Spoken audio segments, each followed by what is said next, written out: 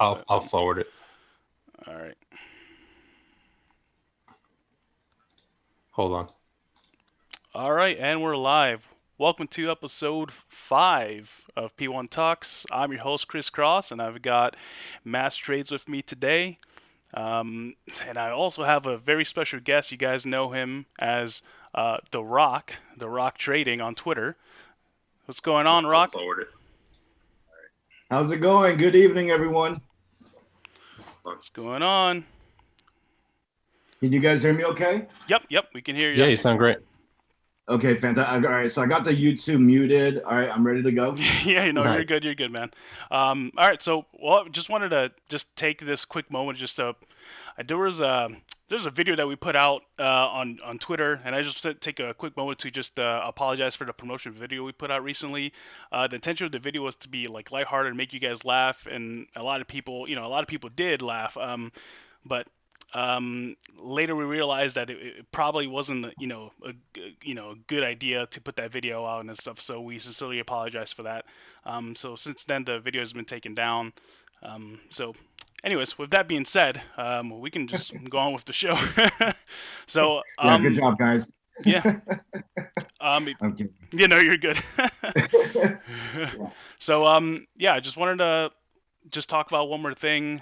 Just talk about like the channel and stuff. We're doing these videos every basically 2 times a month. If you have any suggestions on like guests you guys want to see in the future, just make sure you guys can comment. You guys can let us know via message and stuff.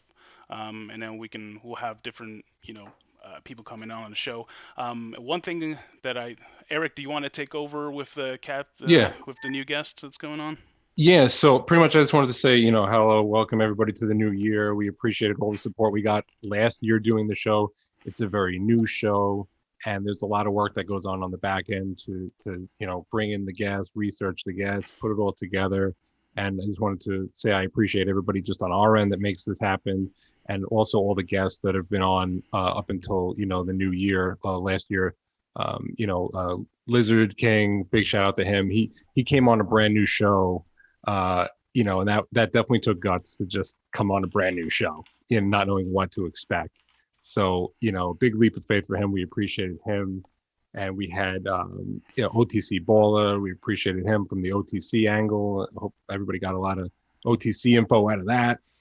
And then we had recently Laid Back and also Miss Izzy came by as well. So those were our guests in 2020.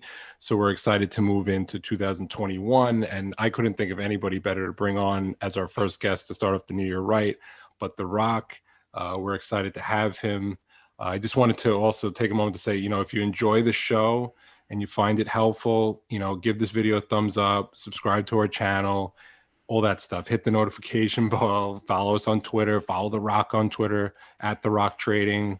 We are at Phase 1 Trading on Twitter. We have a lot of great guests coming on in the new year. They're already booked, and we're not going to say who they are, but I think everybody's really going to enjoy the lineup that we have. But what I will say is we do have Captain Solutions coming on as our next guest. So that's going to be in 2 weeks. I believe that's the 19th. Let me just check my calendar really quick. Yeah, that's the 19th. Mm-hmm. So Captain's going to come on. They're going to talk a little bit about their platform and the solutions that they provide. And I know actually The Rock, he's actually on that as well, if I'm not mistaken. Right? On what? Captain Solutions. Yes, of course. Yeah, big time supporter of Captain Solutions. I knew them when they had like 500 followers, and they were just trying to get their software and with their website going. And so to see them grow to like over 10,000 followers in a very short amount of time, they're doing a very good job with their software. Yeah, I agree. I mean, I DM with them regularly to set them up for the next show, and they're very big supporters of Phase 1 as well, and we appreciate that. So just wanted to take a moment, early in the show to let everybody know that they're going to be our next guest, and we're excited to have them. Also, we're going to be announcing a winner later in the show for our subscription giveaway. And that's pretty much it. So, The Rock, we're excited to have you here. We're going to get into some market talk now. and just kind of go over a little bit of a rundown of kind of what we're seeing in the market. We're going to talk about some trading psychology, and that's it. We'll take some Q&A at the end. Sure. Sounds good. So, Chris, you have any questions for him? Not any questions, but I kind of just want to go over like today's market action. And I know we saw, Bitcoin take off, and that was just something. I mean, I traded Mara today. I'm sure a lot of people traded Mara today, but that was just something else. Like just seeing that, and Bitcoin, coming up and doing that, and people thought, oh, it's over, Bitcoin's done. It's like, well, not really. So what are your thoughts on like Bitcoin? I know you're a big Bitcoin guy, Rock. So what are your thoughts on it? Quite interestingly, I really wanted to buy Bitcoin back early last summer when it hit 12,000. I think it was like the first week of August. A lot of people were on Mara at that time, and I was a big Mara fan, along with Lizard, Yates, and Radio Silent Play was on Mara as well. So we had just this Mara game going on. And as Bitcoin started breaking that 12,000 mark, I was like, why don't I just buy some Bitcoin now?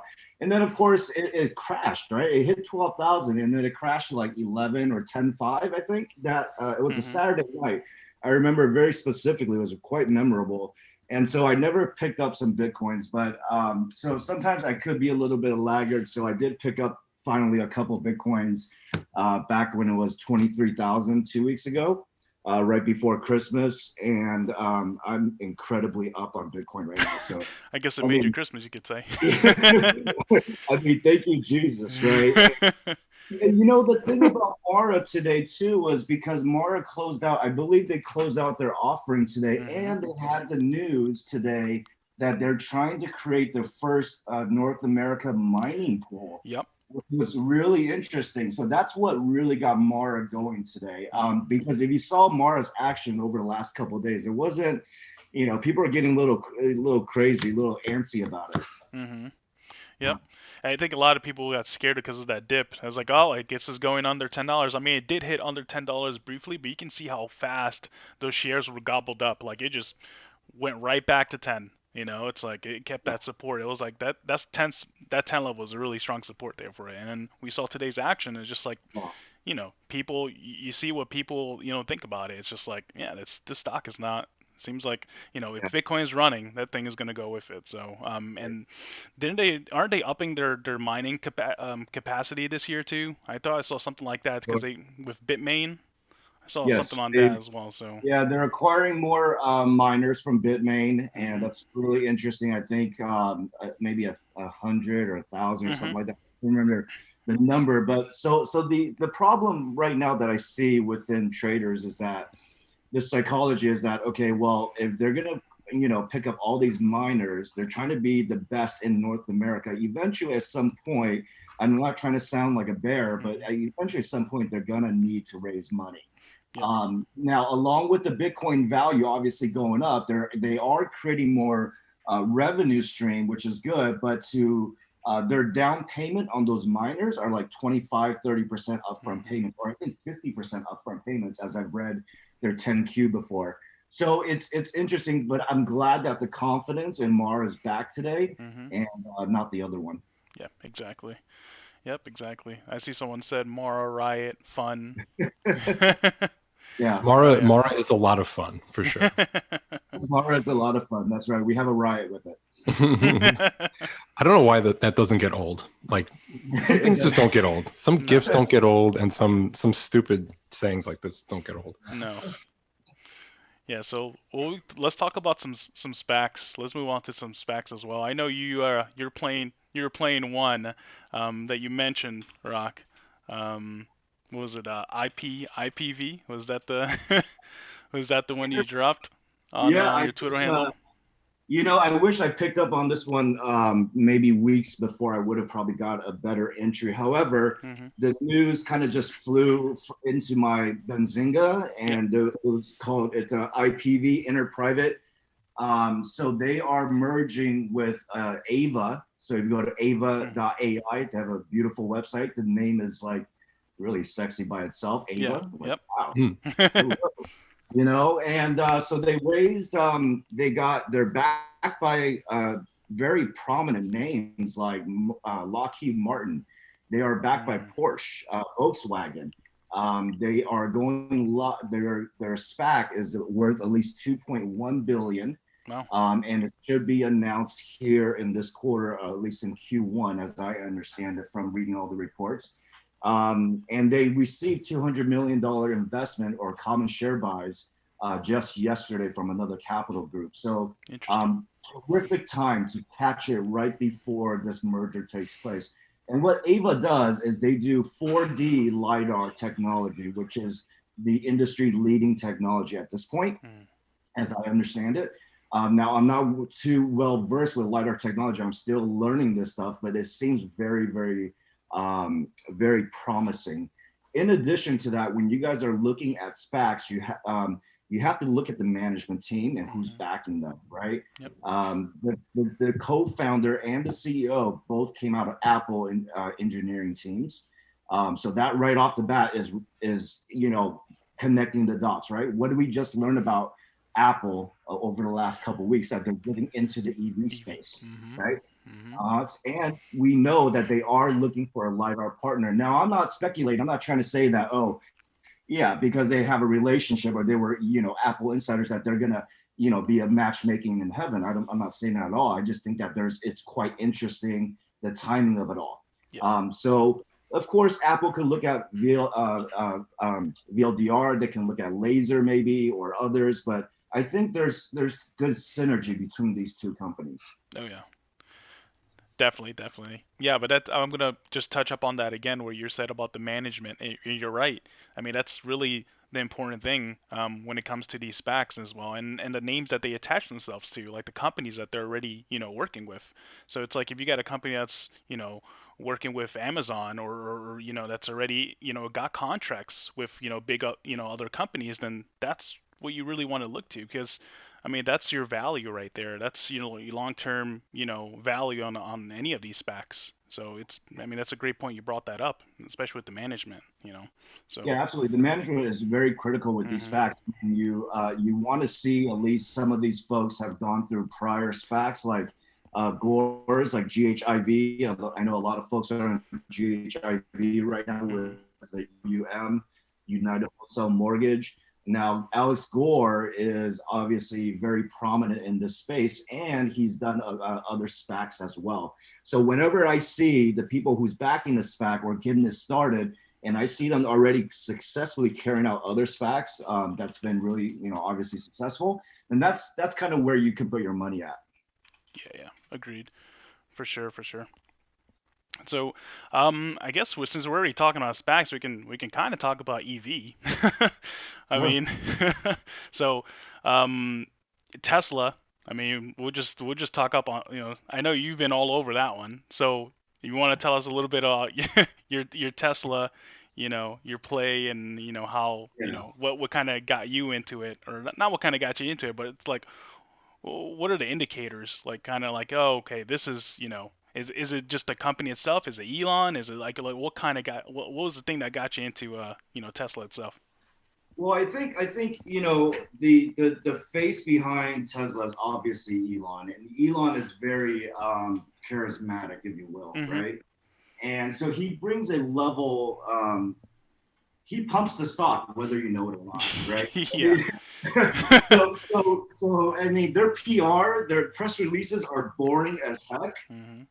But he dances on the stage, and he pumps Dogecoin, Yep. and he does all these things, and he started the Boring Company, and then he starts selling tequila, sorry, and the whole flamethrower thing. So you Yep. watch this guy's charisma over the years, and it's like, how can you not back him? Because the attention, whatever he says, generally people follow. Yep. The Tesla fans, Mm-hmm. right? So for me, it's Tesla has an unbelievable story. I think, especially going into the next year, they are making revenues and creating an ecosystem of generating profitability, not just by selling the cars itself, but the services. that goes along with it. You guys have seen it, right? If you guys Yep. own Tesla, you could pay X amount to upgrade your butt warmer, all right? Or Yep. X amount to have full autonomous driving when it's all completed and done. And now, I mean, you can actually upload an MP3 for your horn, right? You could actually want to say move. I did see that. Yeah. So all that branding, you know, the Bears got it wrong. I think Tesla is even undervalued at this point because of what they can do. And obviously the analyst reports out of Morgan Stanley today says that they expect their deliveries this coming year to be double, or at least you know, I think at least double or so. So there's a tremendous amount of hype over Tesla, and now you have, of course, all these other EVs that everybody's been playing, and we're all kind of hoping that, okay, at least maybe Fisker will be the next Tesla, or try to catch, I don't know, not Workhorse, but what's the other one? Romeo. There's NGA. There's several others as well. So yeah. Oh yeah, there's tons, and right now, like, what's Tesla's price anyways right now? Like 7 $7 million. 7 million. I'm actually wearing my Tesla shorts for this live stream. And you Are you really? Yeah, that's why we wanted. We didn't want to do it as video. We did it just as audio because nobody wanted to see that. But so the aftermarket high was 754.40. So right now it's at 752. 752.90. So like, let's see. Let me just do the math real quick. So right now the price, if it didn't do the split, the price right now Tesla would be $3,764. That's insane. For one share. If this continues to go the way it has been, you're going to see another split coming. Yeah, definitely. It will get really crazy. Well, Apple did the same thing. You know, they did a split, right? You know, back in like 2010 or something like that, and they just did one last year. You know, they did a 4-for-1 split. Yeah. Right. So it's like that's the thing is like these companies, like, you know, they just blow past their highs from pre-split. So well, people are missing. I mean, people aren't missing, but I mean, they're a technology company at the end of the day. Tesla, you know, they're not so much even an auto. And at the end of the day, too, I mean, you know, the battery storage business is in its infancy, and they're one of the first movers in there as well as Generac and Lockheed Martin. But you know, battery storage is a huge addressable market that's coming up. Something to look at as well. But yeah, I mean, people always love Tesla. It's just, you know, I saw some question the other day on social media somewhere. It's like, if you can only trade one stock ever again, what would it be? And like 10 out of 10 answers were Tesla. That's I could play Tesla. Yeah, if I just play Tesla the next year, I'll be fine. You know. Yeah. It's one of those situations. Tesla and Mara, I think, is all you really need to make money. Just play those two stocks all year. Tesla, Mara, and watch out for NIO, though. I mean, NIO is took a little cool off today. Had a huge run yesterday. They're heading into NIO Day this weekend. They're launching a new EV, and they are. I mean, as soon as they start selling their cars, potentially in the United States, you're looking at NIO can double quickly in price. Yeah, I saw that. I mean, it dipped down to like the $40 or just under 40 after hitting like 55, 60, whatever it was, and now it's like right back to that range again. It's going to test a high that it did before. So yeah, interesting. And it's crazy. That thing was like what, like $2 or something like that. Like it was like back in April, it was like $2. It's like insane. Do you have any infrastructure plays in mind? Like when we had Laid Back on here, he was saying, he goes, you know, the EVs are great. All the car companies are great, but there's so many barriers to entry. There's competition. There's overhead. There's, you know, profit margins. But, you know, he's like, I'd rather buy the company that's selling the shovels to these people, you know. And so he was big into like Blink and Plug and things like that. So are there any that are on your radar as far as, you know, just infrastructure plays, is you know, the supporting infrastructure to the EV market? Yeah, definitely. I was on SPE for a while back then, and then I did a little QS here and there before it tanked to like $50 a couple days ago. That was just insane. And, you know, I think Blink and Plug has a really bright future ahead of them. I mean, you're talking about all these states coming out with these mandates that, you know what, by 2030 or 2035, Massachusetts, California will no longer allow gasoline vehicles. So starting, you know, going forward, you're going to see a huge shift, and getting the infrastructure ready for charging.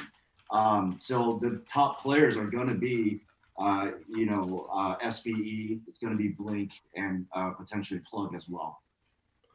All right. Yeah. I have I just want to steer the conversation a little differently here, and then maybe Chris, you could tee up the next market question in a second. Sure. I want to ask you some market kind of psychology questions. Nothing too crazy, but I think people, a lot of guests that come on our show, we like to kind of dig in to the guests even more, just beyond the market itself. So I had some. I mean, I talk to you on a regular basis almost, right? But I still have some questions for you and that I'm curious about, and I kind of thought it would be kind of fun to do it here. Is that all right? Okay. All right. So every day you end off your last tweet with a religious saying or a biblical excerpt.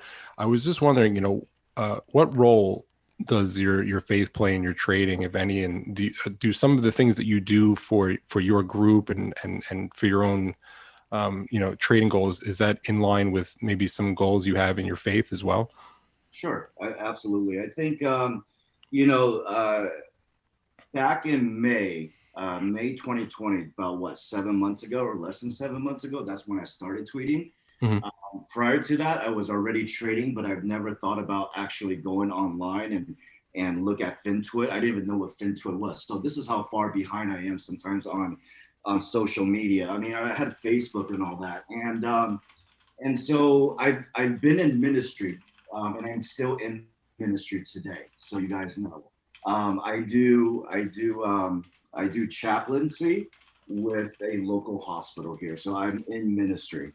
And I believe that, back in May when I got started on FinTwit, I just started tweeting about KTOF. If you guys remember KTOF, right? Mm-hmm. Oh, yeah. We started talking about Novin back then, and we started talking about Mara, and it just progressed. And all of a sudden, I became this notable person on FinTwit, and that was never the intention. What the intention was just for me to research and tweet about stuff that I like. It wasn't to grab followers. So I'm thankful for the fact that, today I have, 46,000 followers, which is tremendous. I mean, I thank God for that.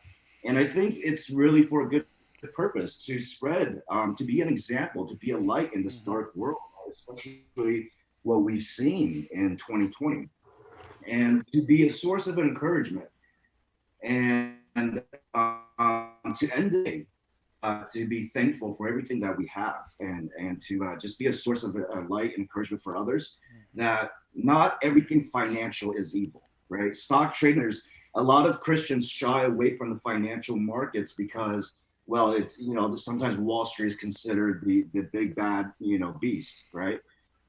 So stock trading is a tool for a lot of Christians out there also to become financially independent. Yes, of course. I mean, the all the things I do on Twitter, I do it for the glory and the honor of my Lord. Yeah, well said. It's really well said. I really respect that. I'm not a very religious person myself, but I do take a deep respect for your vision there. That's definitely commendable. Yep. I just wanted to ask you, so just kind of staying in that same direction. So what are some of your goals personally for 2021? Maybe social media goals, maybe goals just with your trading. What are some things that you're working on that you did, that you think you could do a little differently this year that you were struggling with last year? What are some things you have your sights on? I think this year I definitely have set some family goals, vacation goals. I'm definitely trying to get out of the house this year as soon as we have vaccines ready. So, my wife and I, we enjoyed doing missions trips. So, when we got married about a couple of years ago, we did a missions trip in Vietnam. We're trying to go back there. We did book a trip for end of this month, and unfortunately, we had to cancel it because the traveling was just not, there's too much stuff going on. But definitely, I have some financial goals as well, right? If you start this year without a goal in mind, or where you would like to be in terms of your finances, your household, your family, then if you aim at nothing, you hit nothing, right? Exactly. Right. So Yeah, I would hope that everybody, everybody in your group and everybody in phase one, has some goals written down, preferably on pen and paper, where they could stick it on your computer screen every day and stare at it. So, yes, Definitely. I know you have goals. That's why I had to ask what they are, as kind of an inspiration for others that are listening. And the other thing for me, as far as social media, Twitter, I don't have a goal in terms of where I would like to be in terms of followers, et cetera, or my brand, et cetera. That's not what I'm really concerned about. Mhm. What I do worry myself or concern myself with is the TRT group chat and the people that's in there constantly trying to learn, trying to better themselves. And I want to help people to become financially independent through trading, through the courses that we offer and all the education materials that we offer through our chat. So, I can't help everybody, right? But then there's going to be a couple of people that will step up and do their best. Yeah, there's a lot of great people in your chat. I definitely I'm one of them that participate in there. Yes. And what I've seen, the growth of your group has been very impressive. I know I don't know when we started talking already, but I remember I reached out to you on Twitter at one point and you said, hey, I have this small group, this little Twitter group. Do you want to be a part of it? What are your strengths? And I'm like, I don't know. I don't know what my strength. I'm good at everything a little bit, And so you were gracious enough to invite me in that small group. And then going back and forth a little bit, I said, have you ever tried Telegram? I was like, you got to get Telegram, man. So fast forward however long it's been, and your Telegram group has blossomed into this ecosystem of just knowledge and some experienced people, inexperienced people, but generally the vibe in there every single day are people that are all on the same team trying to help each other and are honest with one another, which is very rare in this world. And I congratulate you on building such a great group of people over there. Well, thank you. I appreciate that. And quite frankly, the growing the group was never the intention. It was just a product of what's been going on with Twitter. A lot of people reaching out, and I know that when I started having a little group chat on Twitter, it was like me, you, and I think it was Adam or someone. I can't remember who it was. There was only a couple of us that was chatting on Twitter, and then we decided to move to Telegram, and all of a sudden this Telegram thing kind of blew up. That was never the intention. I never had plans. I don't plan to grow my presence. I just plan to help people and to have people to converse with about ideas and things like that. So all that was very I didn't intend for that to happen, but I'm glad that things ended up the way they did. Mm-hmm. Yeah, I do notice you do stay away from a lot of the BS on Twitter. You're not one of the people that get involved in all the nonsense that makes nobody any money at all. And I think that does provide you, a very clear advantage to your message and your brand, that you don't get involved in all the nonsense that goes on Twitter every single day, because, it may be entertaining to watch from the outside, but it really doesn't make anybody any money. So I do recognize that you're one of the very few bigger accounts on Twitter that's just not involved in all the nonsense. And I think your group is very focused because of that. And speaking of focus, my next question I wanted to ask you was, you're on the West Coast, right? So, watching and following your content and just participating in your line of info, I always wonder, like, do you sleep? It seems like you're always awake. It seems like there's just always news coming out and there's always charts blasting out. Yeah. And I'm saying to myself, my question I've written down is, could you take me through your typical morning prep being on the West Coast? Like, what do you do? What does The Rock do when he wakes up in the morning? What's the first thing? Like, take me through like the prep. Yeah, I mean, I've learned to be very disciplined over the course of my adult life, because I've learned what it takes to be a business owner. When I first started trading back in 2012, right after the recession, I started my own businesses because I was laid off from my corporate job, and I stepped away from corporate 8 years ago. And what I've learned throughout these years is that if you're gonna make it on your own without having a regular 8 to 5 with benefits, you better hustle, right? Mm-hmm. it's yes, you can count on God to help you along the way, but you have to get yourself up in the morning and pump yourself up to be excited for the day ahead, for a new day of life, etc. So when I wake up in the morning, I the first thing I do is I tweet good morning. Yep. You see my good morning tweets, and I do pray, I do read my scriptures in the morning as well. So you may not see me on Twitter for a couple hours after the opening, after pre-market opens. So, and then right about 7 o'clock, 8 o'clock is when I start engaging with the market. What do? I look at Benzinga all the time. So Benzinga has a dedicated screen on my system. So I'm always scanning the news. I'm looking at the pre-market runners. You guys are always looking at the trade ideas subscription that you guys have. I should get on that, by the way. However, yeah, we're very big into trade ideas in the morning. Yeah, that's huge, right? And so I go through these motions and I kind of alert the group, hey, this is, this might be going on, or I might be, I might get into this, etc. So that's pretty much it. And of course, looking at my current positions, to make sure we're all cool there. And then going through the news each morning. I love the news. It's a big factor in your trading, and don't be afraid to subscribe to tools like Trade Ideas or Benzinga or StockCharts.com, TradingView. You need these things to be a better trader. Yeah, absolutely. Link in our description. Shameless plug. Trade Ideas. Shameless plug. So do you ever just sit back in your chair and just admire your new trade desk? Yeah, sometimes. No, it's pretty sweet. I wish I had like 15 monitors to check out everything. I know Chris has one monitor just for like Telegram. I do.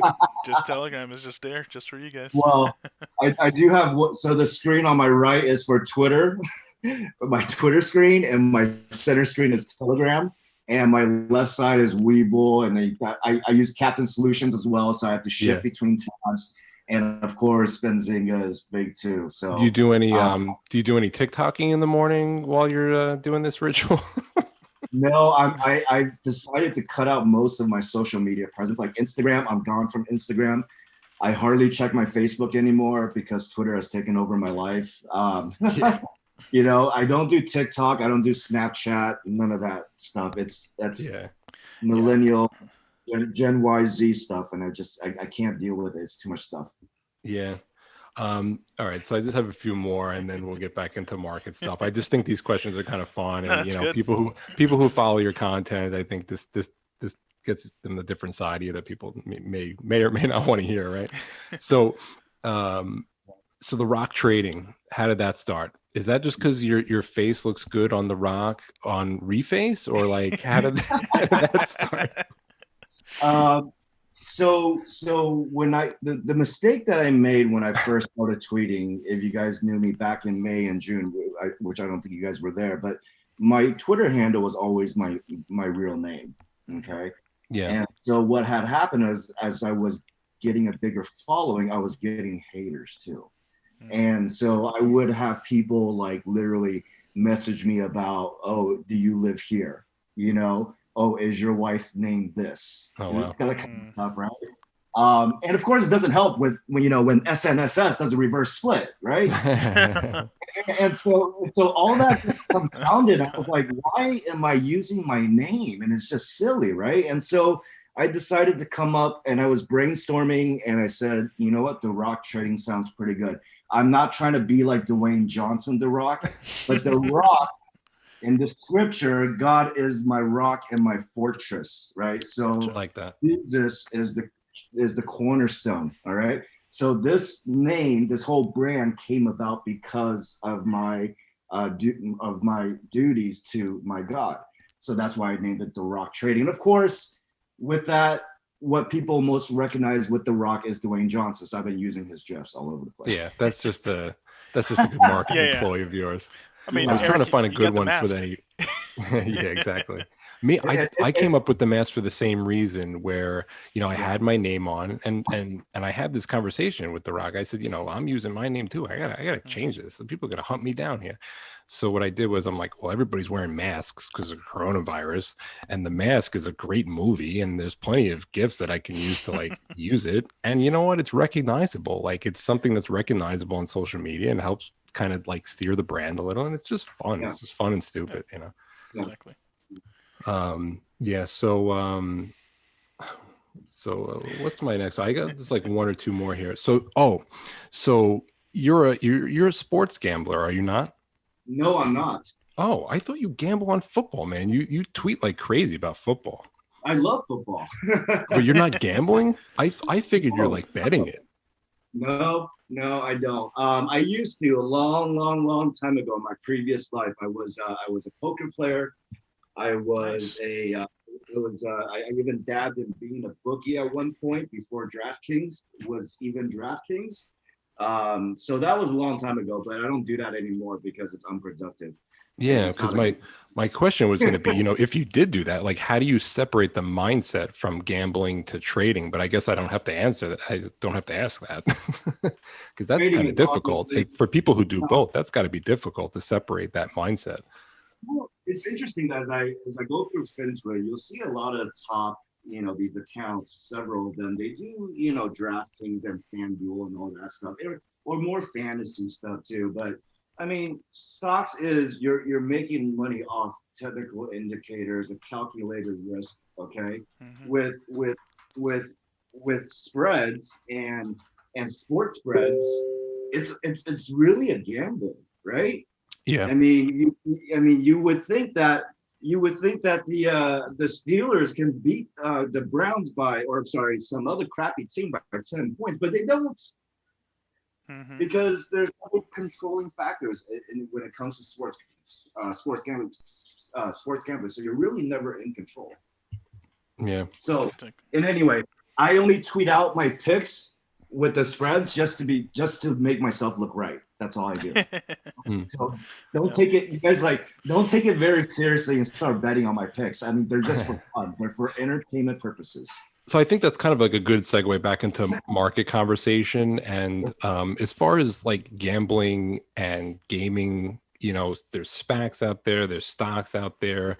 I know a few that I like, that I have, that I'm watching. Are there any in particular that you're kind of eyeballing right now? I mean, gambling and gaming, is a very big up and coming total addressable market. A lot of these states, their budgets are hurting right now because of coronavirus, and in my opinion, they're more likely to adopt that than even legal marijuana. I think gambling is going to come even before that. But Yeah. what are your thoughts on that space? I know it's a very hot space right now.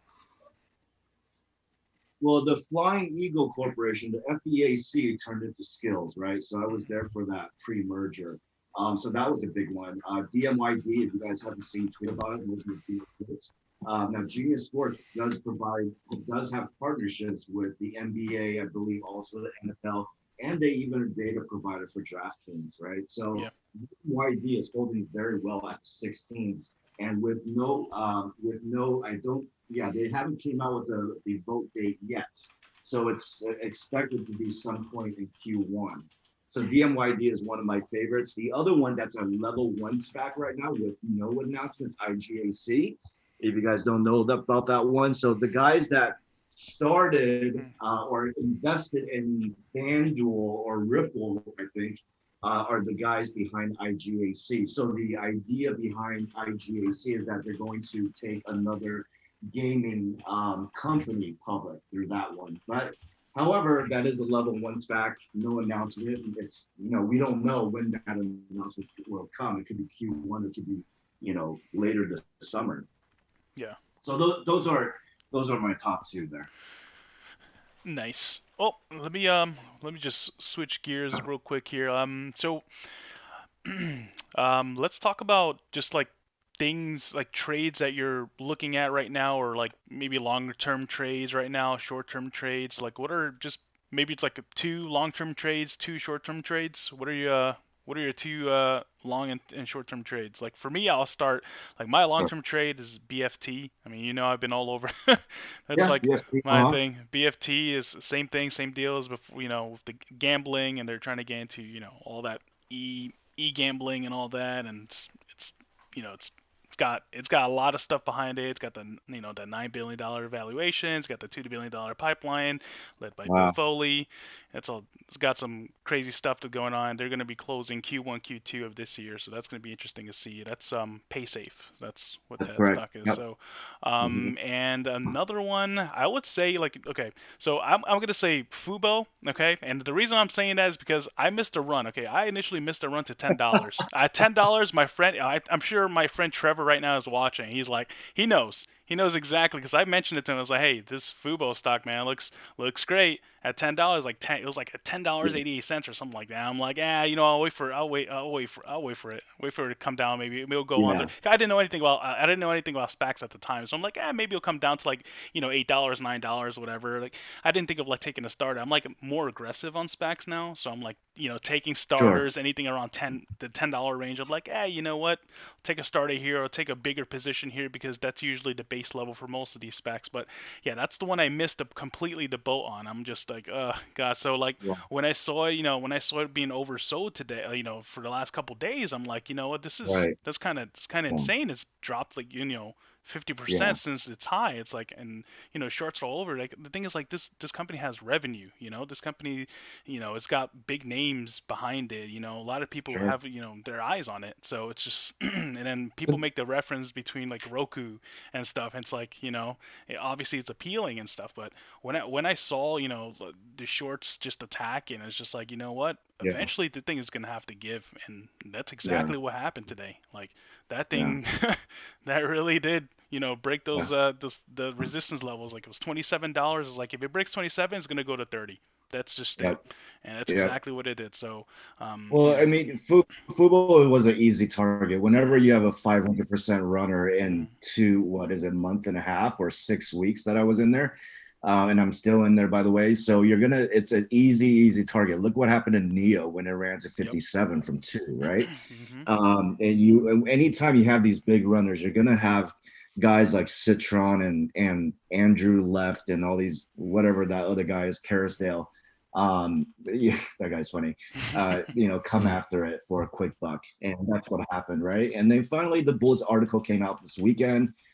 You have Needham reiterate their buy, and they also came out with the PR this morning, reiterating their guidance, or actually upping their Q4 guidance, and they're actually making more money than they said mhm, they were going to make. So you have all these things that's going to really put Fubo in the it's going to be in my long category for sure. yeah, Okay. You look at companies like Roku in 2018 when they climbed up to $65, $68 or so at that time, and it took a violent sell-off down to like 30, and look where it's at today. Okay. yeah, Now I'm not gonna I can't speculate that Fubo is going to be like a Roku. I think there are going to be some differences. It's definitely not going to be the Roku of the future, but I think there's plenty growth opportunities, especially when you saw on the press release, they said today that they're going to remain laser focused mhm, on execution, their subscriber growth, and also on TV wagering. Okay. yeah. So when you combine those things, that's a very, very bullish statement to me from the CEO. And so I'll write it. Yep, and they then the one of the was it one of the insiders, or not one of the insiders, but one of the analysts reiterated the $60 price target on it too. Wasn't that today? That's Was cool. that this morning? I think it was this morning too when he talked Yeah. about it too. So Yeah. yeah. Yeah. And then you had another article over the weekend from Keith, or not Keith, the girl, she's a contributor on Forbes. I forgot her name. But anyway, it was a great article as well. So we'll see what Fubo does. I mean, I think short term, if you're in it for short term, you're going to see these price fluctuations. Mhm. Okay, for sure. There was at one point where we got stuck in $27 level and it jumped to 60. Yep. Okay, so it just needed a push, and that happened very, very quickly in the blink of an eye. But if you're in it for short term, you're gonna get a little stressed out with the price action. But if you're looking at it from a long term investment perspective, I honestly think by end of this year or next year, it's $100 stock or Yeah, more. easily. Yeah, I mean, that's what it Yeah. seems at this rate, for sure. At this So rate, I mean, we're talking by summertime. yeah, exactly. Yep. Yep. That's it. And any short term trades, or you're mostly just long on a lot of things? I'm only long about 4 or 5 positions at any given point. I'll do a couple of short swings. One of them is Sun W for me.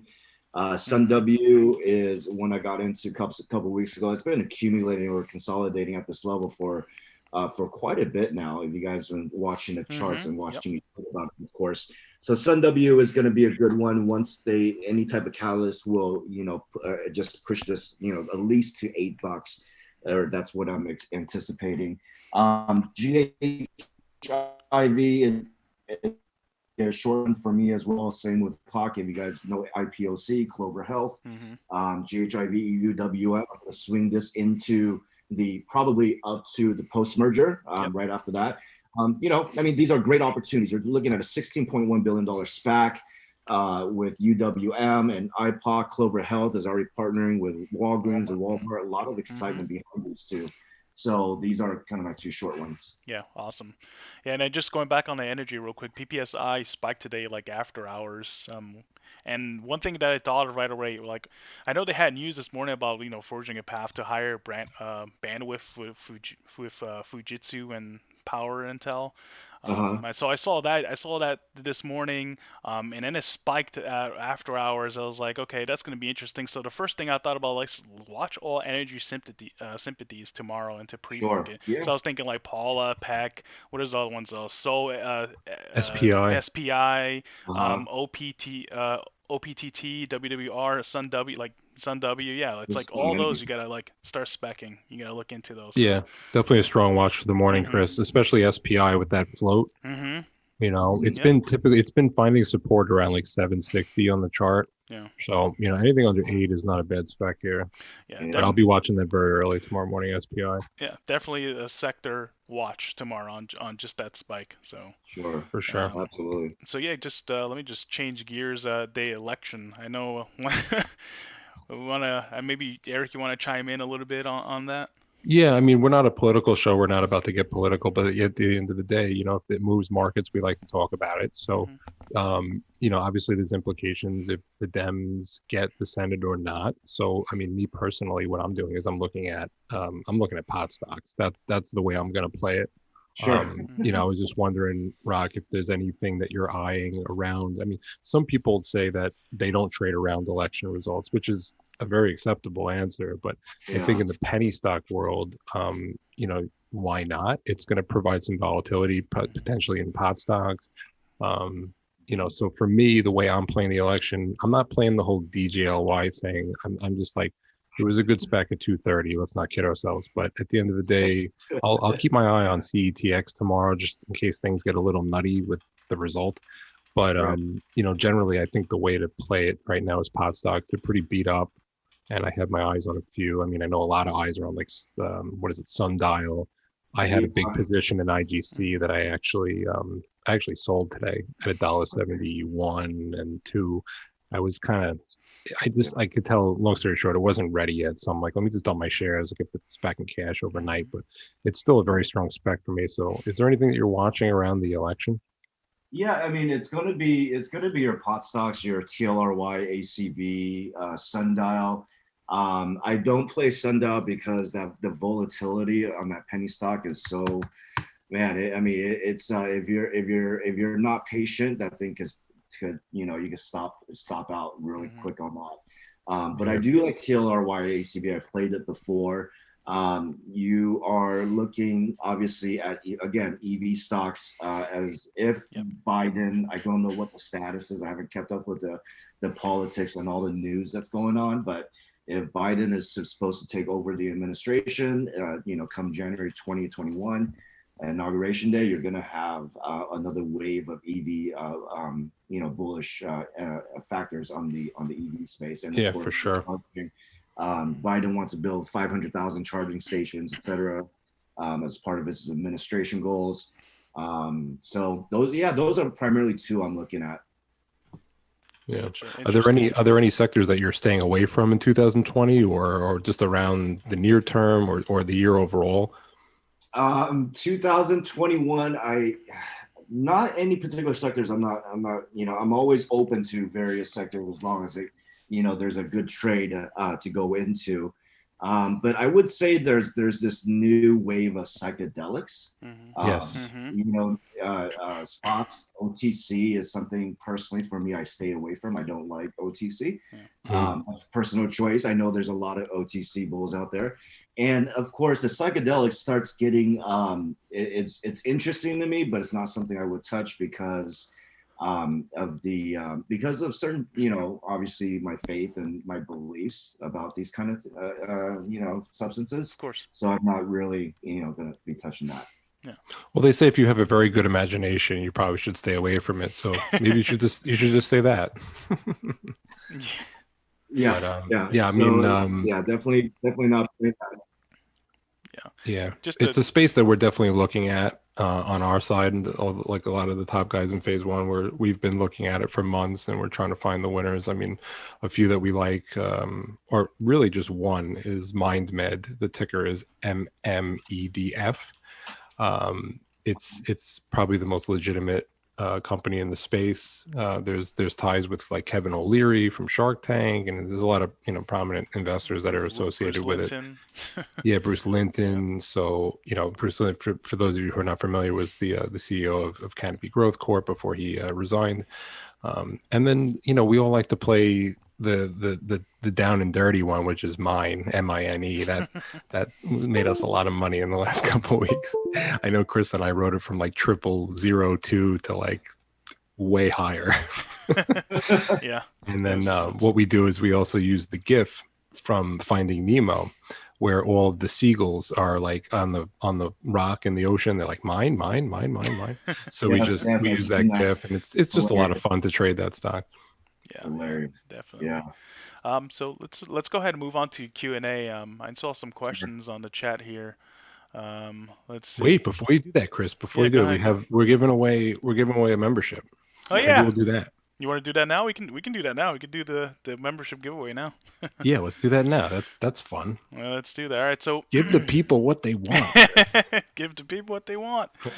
All right, so if you guys know, we put out that post on social media where if you like and retweet with hashtag P1TALKS, you enter to win a 1-year subscription, and we used a random generator to pick that subscription, and there was only about like 9 people that actually followed the way you're supposed to do it, so which is fine. I mean, like, better odds for other people. So and I already got the member picked out on here, so I'm just going to change my screen here. So the winner is, and it should be popping up on the screen here, his name is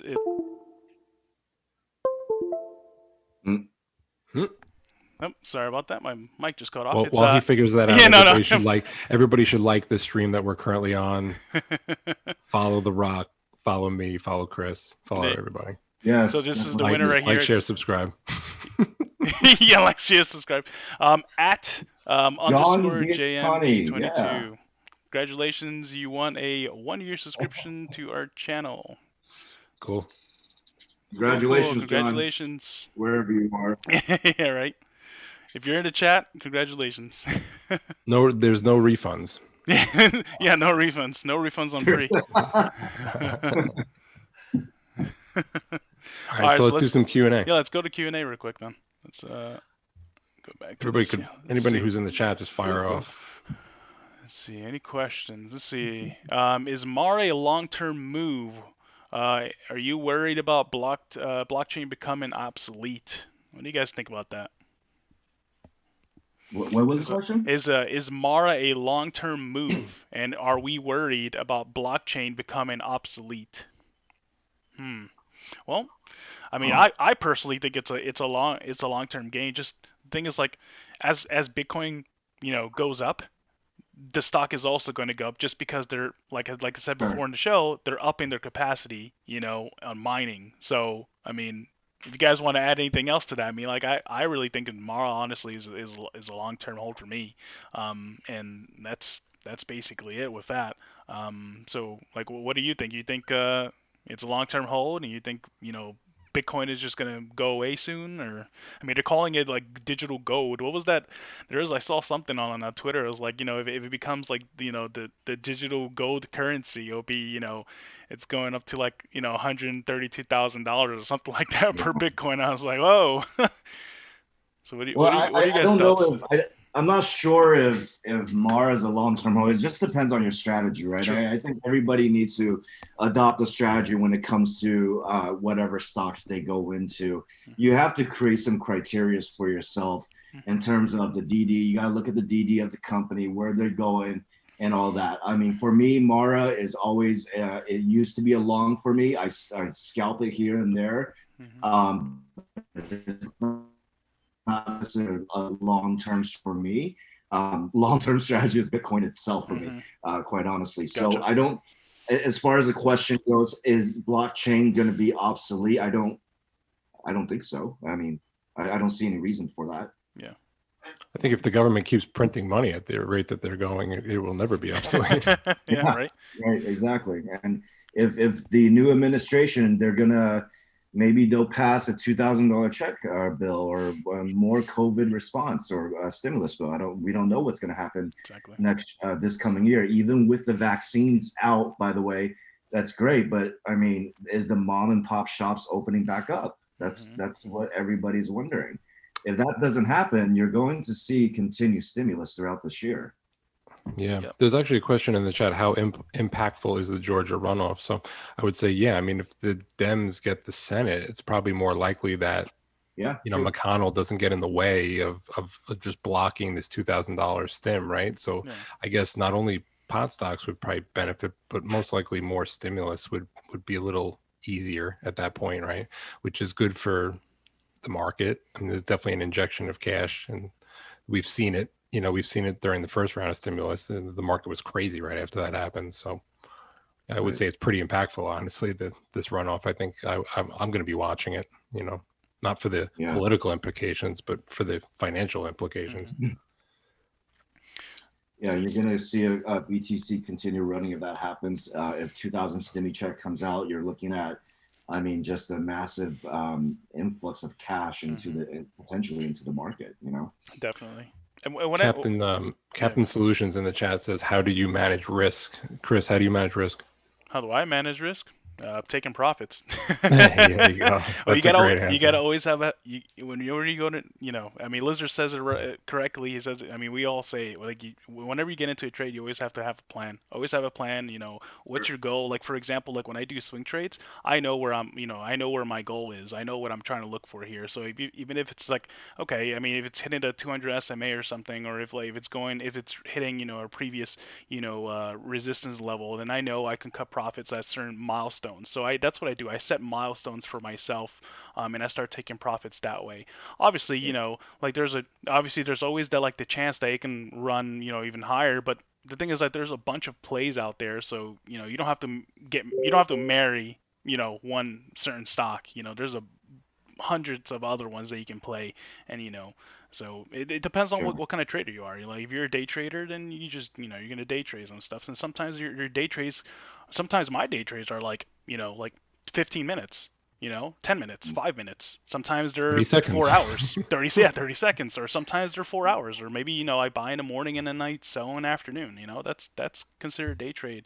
Swing trades I obviously treat differently. Those are the ones I set on. Those are the ones I care slightly more about. I mean, I don't really care too much about it, but I still slightly care more about it than that. And then my long-term trades are obviously completely different, because those are the ones that I see value in, and I keep those and I hold those for a little longer, because I see, again, going back to management and going back to, like, especially with these SPACs, there's a lot of potential there. So but otherwise, how do I manage risk? Is just take profits. Set milestones for yourself and take profits. That's it. Yeah. I mean, you don't win if you don't take profits. That's just it. Exactly. It's like, what are you doing? Exactly. So, yeah. Hey, Rock, what's your favorite breakout continuation chart pattern? breakout continuation chart pattern would be probably, well, you have your bull flag, you have your cup and handle, that's where you meet, if that's what she means. You have your falling wedges, ascending triangles. There's so many of them. But you know what? I mean, I post up a lot of pro tips. You guys see my 10 a.m. pro tips, 1 p.m. pro tips. I mean, there's so many different patterns that can happen throughout the day or throughout any stock. I don't try to make people learn every single one. If you can just be very comfortable with 1 or 2 patterns that you can just recognize while you're sleeping, you can make a living just by doing that, right? There's so many indicators, right? Keep your charts clean.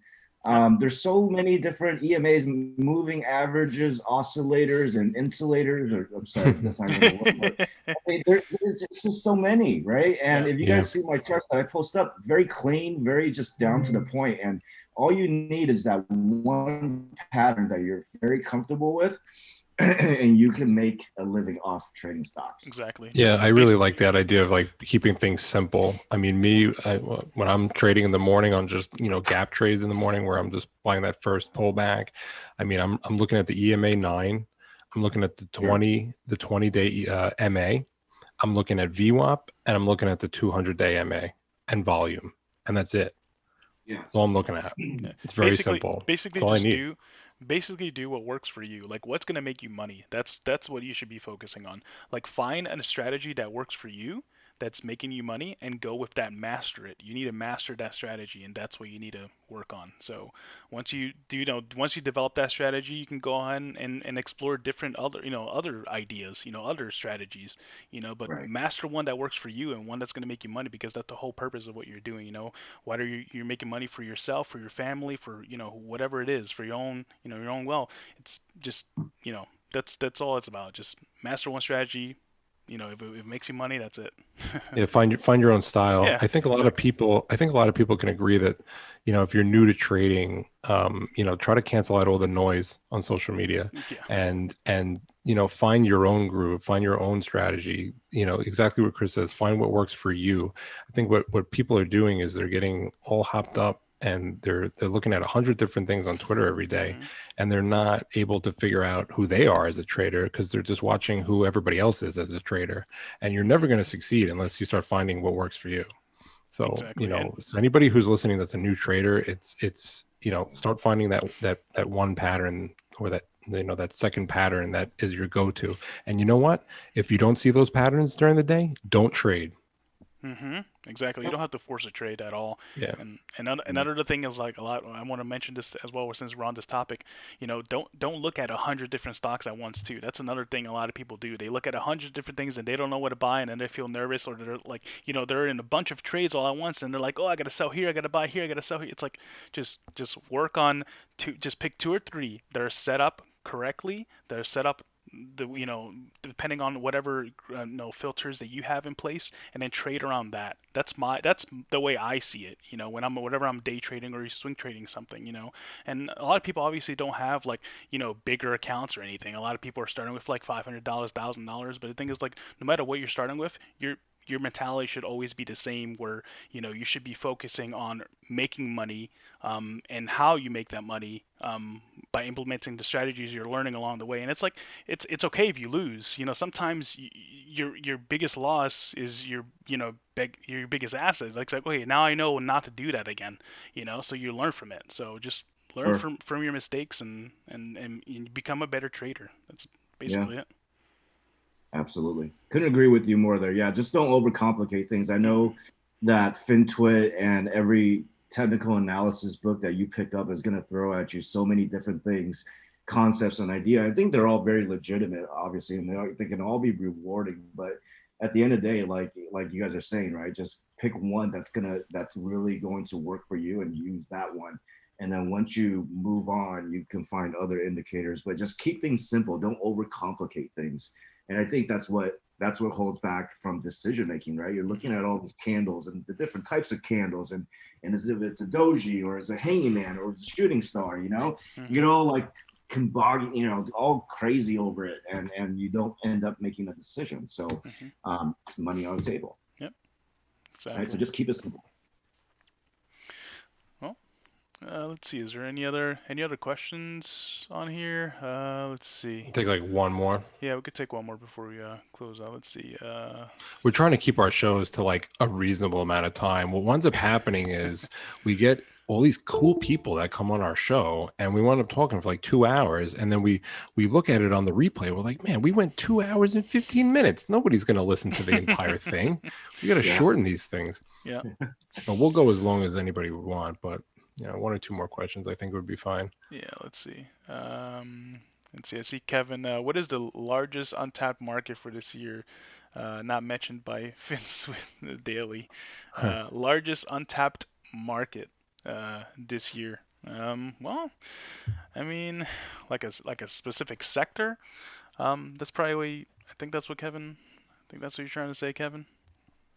See if he answers. I think that's what he's trying to say. So, I mean, what sector has not been? I mean, like I have a rotation. Like I have a rotation list that I go through. I go through China plays. I go through marijuana stocks. I go through Bitcoin.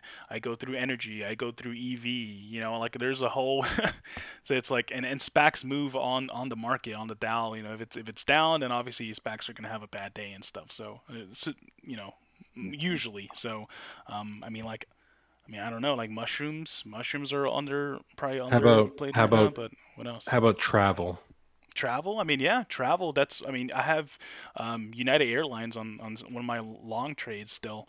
And obviously once COVID's out of the way and we go back to normality, it's like people are gonna want that need to travel again, because people are cooped up. Like Rock, you said, what do you want to do? Like the first thing you said, well, not the first thing you said, but you were saying it earlier on the show. You said that's what you want to do. You want to go on vacation. You want to travel and stuff. So that's exactly what people want to do. And what travel stocks are you looking at, Rock? Are you looking at any? I mean, when this vaccine deployment really finishes, I mean, I would think like mid to late summer this year, you're going to just see an explosion of travel and every stock. I mean, I think the market is already adjusting for it. If you look at, all these travel related names, even like Booking Holdings and Expedia and like all these companies. Right. You're looking at airlines, you're looking at cruise lines. Again, those are the major two indicators for me where if you see UAL, DAL, what is that? Spirit, Love,